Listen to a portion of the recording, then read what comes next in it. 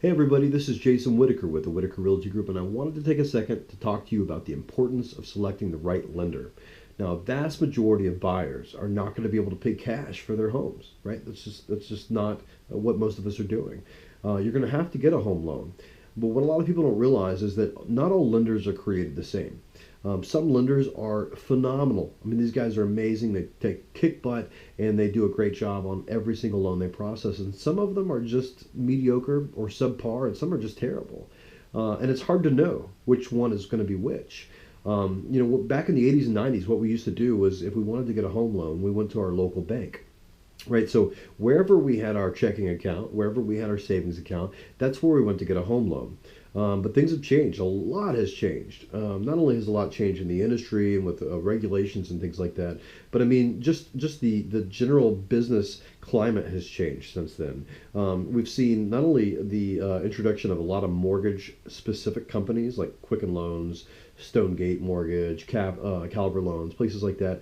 You also see a lot of the banks, the traditional lenders. Some have risen to the top and become really phenomenal at what they do, and some have just kind of trickled down to the bottom and are mediocre and sometimes terrible to work with.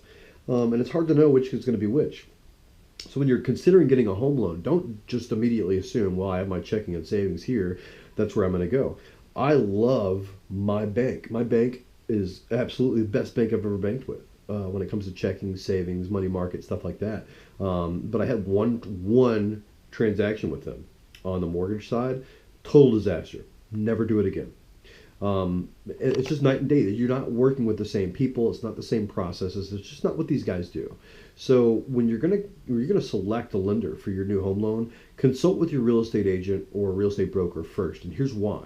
One, your real estate agent or broker is going to give you honest referral. They can't make money off of referring you to a lender, right? They would lose their license. They get hung out to dry. It would be a disaster. These guys are referring you to lenders based on their experiences, not based on any kind of shady stuff happening. So that's one really big reason to trust your real estate agent and broker for a referral.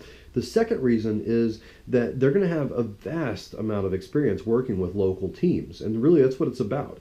You see a brand, right? And I'm not saying anything bad about these brands, but you see a brand like Quicken Loans or Wells Fargo, right? These are really big names, but the brand is not processing your loan.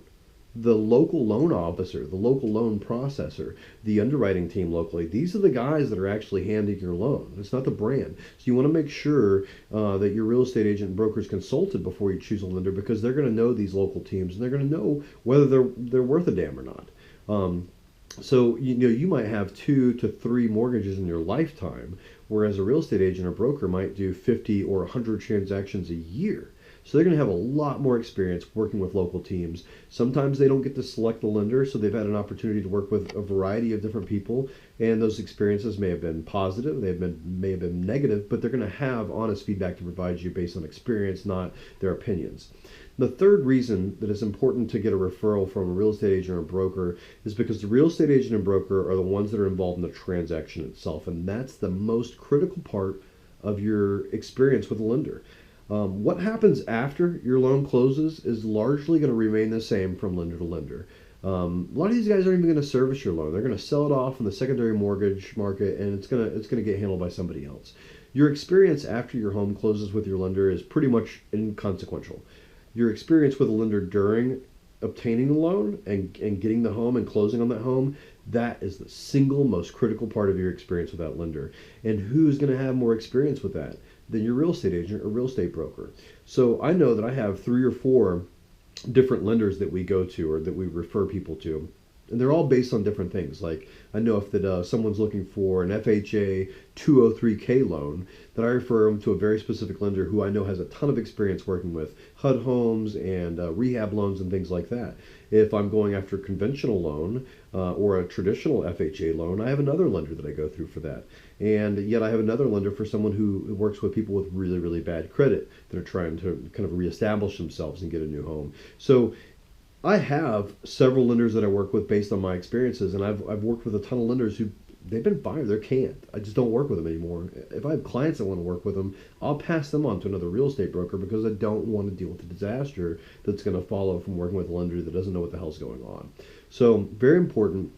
Lender is critical to a smooth closing process. It's already very scary buying a home, already very scary, not knowing whether or not you're going to get approved, what's going on, what's the status, all this stuff it's a very chaotic process buying a home.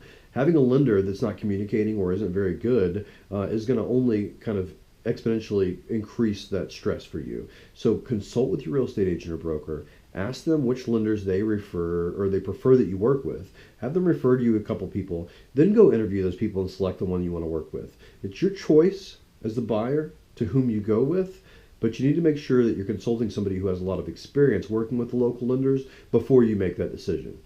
Thanks a lot, guys. I hope you tune in for our next video and have a great day.